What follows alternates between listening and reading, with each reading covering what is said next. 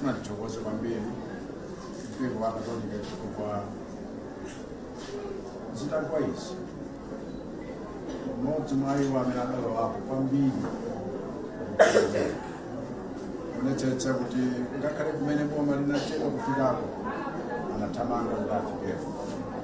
Ndifuna ndiyamikire koposa chifukwa zikatigwera zimafunika kuzipereka. Timwina ngati dzanja lake la kupika dzanja lija limakhala ngati lokwanira ndi lotalika chifukwa chakuti wena ikatomphapo sawa.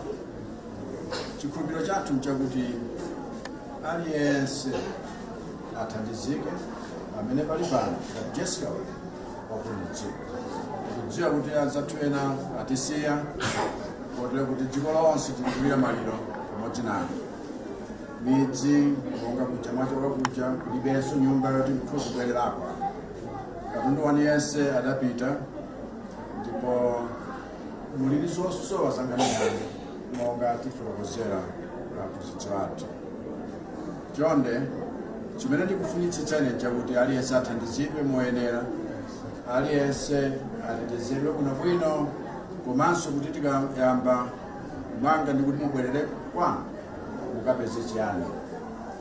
Sukulu zisatsekedwe ndiye pempho latunso tauzanso azathu ena akufuna kwabwino, azathu ayamba kale kuyankha m'malaimo muno komanso ngakhala maiko ena kutithandiza kuti tipeze thandizo logwirika kuti inuyo musakhale kakasi.